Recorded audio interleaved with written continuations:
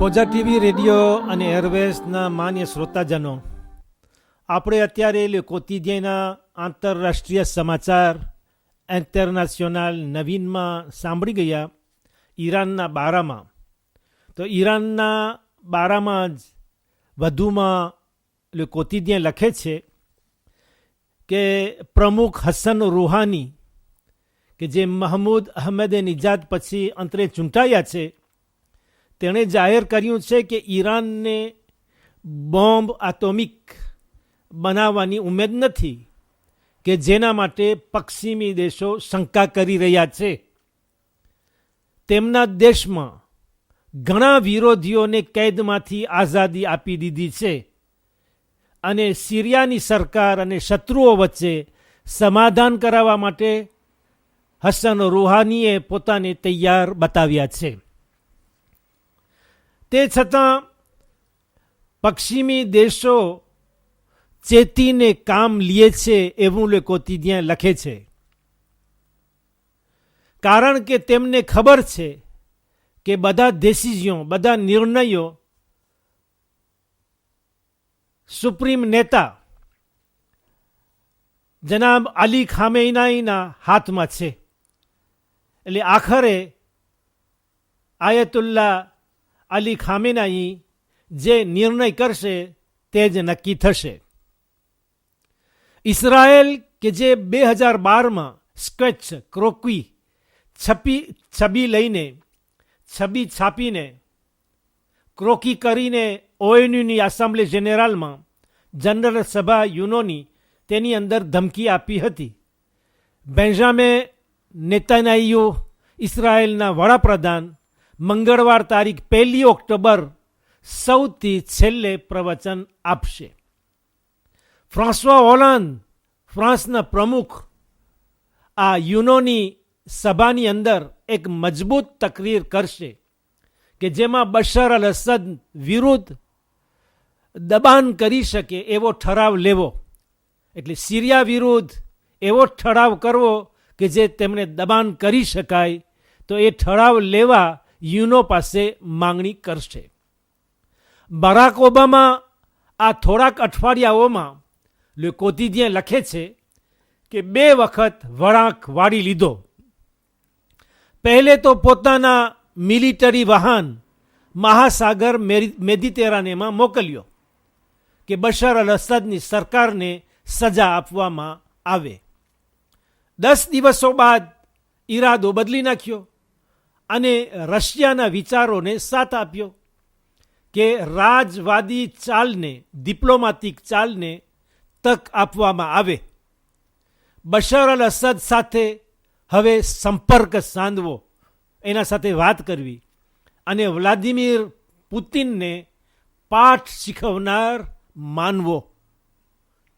એવી જ રીતે જ્યારે ઇજિપ્ત, મિસ્રના પ્રમુખ મોહમ્મદ મોર્સી, કે જે 1 વર્ષ પહેલા કાયદેસર ચૂંટાયા હતા, તેમને ફૌજી તાકાત પદભ્રષ્ટ કરી 3 જુલાઈના સરકાર સંભાળી લીધી, તો અમેરિકા લોહિયાળ દમન, રેપ્રેસિયોન સંગલાતને વખોડી કાઢ્યું, એને તિરસ્કાર દર્શાવ્યો. પણ રાજદ્વારી ક્રાંતિકારી પલટો એટલે કુદેતાનું નામ આપ્યું નહીં અને મિલિટરી મદદને કાપી નહીં. ઝીર જોર્નાલ de Lille page 54 54 નંબરના પેજ ઉપર વાતિકાના નવીનમાં લખે છે કે ગઈકાલ સાર્દાઇન ટાપુ ઉપર પાપ ફ્રાન્સવા તેમની સફર દરમિયાન જણાવ્યું હતું કે સાથે મળીને તે મૂર્તિ, તે ઇડોલ સામે આપણે લડીએ કે જેને પૈસા, ભંડોળ, નાણાં કહેવામાં આવે છે. તે પદ્ધતિ, તે સિસ્ટમ સામે કે જેમાં નીતિ નથી, જે sans éthique, sans morale, કે જે અન્યાયભરી ઇનજસ્ટ છે, જેની અંદર પૈસાનું રાજ ચાલે છે. આ મૂર્તિ પૂજા ભરી પદ્ધતિ, સિસ્ટમ ઇડોલાત્રને બચાવવા ખાતર નબળાઓને, ઝાઈફોને છોડી મૂકવામાં આવે છે, જેમને કઈ જગ્યાએ આશરો આપવો તેની ખબર નથી. અત્યારે આપણે euthanasie સુખ મૃત્યુની વાત કરી રહ્યા છીએ કે જેના ઉપર મૌન ઇખ્તિયાર કરવું પડશે, dont enterrer le nom. આજે જવાનોને ત્યાગ કરી દીધા છે અને પ્રતિષ્ઠા દિનીતે વિનાના છે. સાર્દાઇન મેડિટેરાને દરિયામાં કોર્સ અને આફ્રિકના ટ્યુનિઝી દેશના વચ્ચે એક ટાપુ છે જ્યાં 1 લાખ માણસો 100,000 પર્સન પાપ ફ્રાન્સવાને સાંભળવા આવ્યા હતા. 1.5 થી 2 મિલિયનની વસ્તી તેમાં જીવી રહી છે અને ઇટાલીની હુકુમત હેઠળ છે. page 53 નંબરના પેજ ઉપર જર્મન દેશ આલેમાઇનમાં એન્જેલા મેર્કેલને ડેપ્યુટે ઇલેક્શન લેજિસ્લેટિવ ડેપ્યુટેની ચૂંટણી ઇલેક્શન લેજિસ્લેટિવની અંદર વિજય મળ્યો છે તેના ઉપર જણાવતા લખે છે કે ચાન્સેલિયર થવાની ત્રીજી મુદ્દત ત્રીજેમ માંદાની આશા રહે છે. તેની પહેલાં ફક્ત કોનરાડ આદેનોયર અને હેલ્મુટ કોહલને આ મોકો મળ્યો છે કે 3 માંદા 3 વખત ઉપરા ઉપર હુકુમત કરે.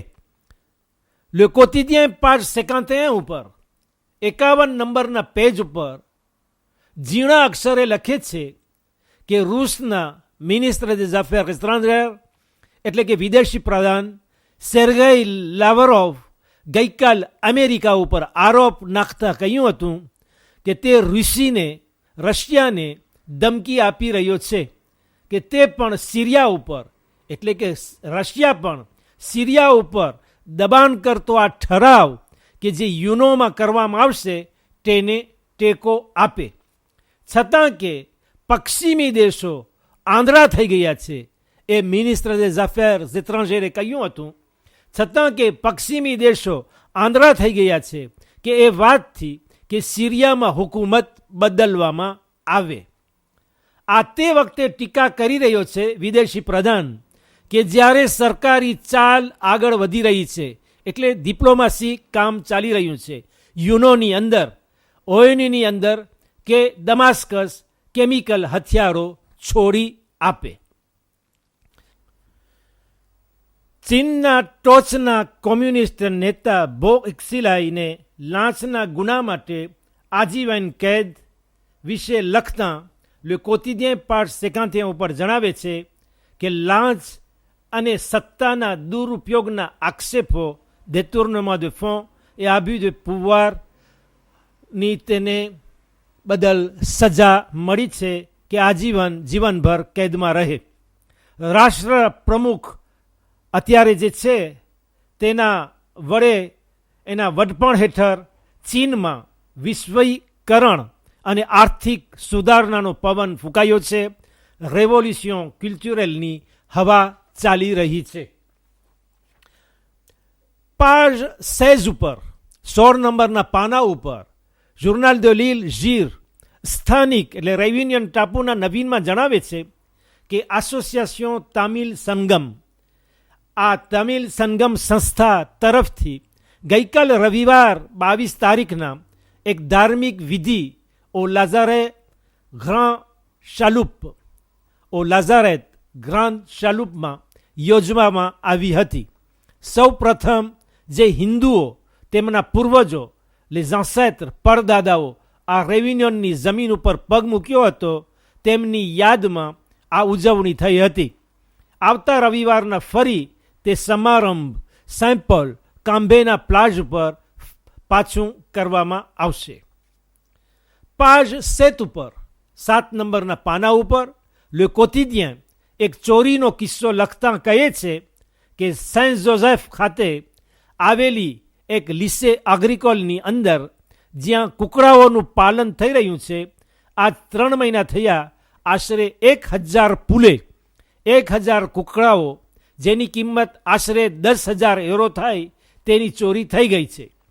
જોવામાં આવ્યું કે અવારનવાર ગણતરી ઓછી થતી જતી હોય જેવી રીતે હવામાં વરાળ થઈને આ ગણતરી ઉડી જતી હોય એવું દેખાતું હતું. સ્કૂલ લીસેમાં ભણવાના બદલે અગર ચોરી કરવા બચ્ચાઓ આવતા હોય તો એ વિદ્યાર્થીઓ આવે તો અફસોસજનક છે. કદાચ રવિવારની બિરયાનીમાં આ કુકડાઓ પ્લેટ ઉપર આવી જાય તો વધુ દિલગીરીભર્યું કહેવાશે. બસ ઇન્શાઅલ્લાહ આપણે ફરી કાલે મંગળવારના મળશું. ત્યાં સુધી ખુદા હાફિઝ. વાલેકુમ સલામ વરહમતુલ્લાહિ વબરકાતુહ.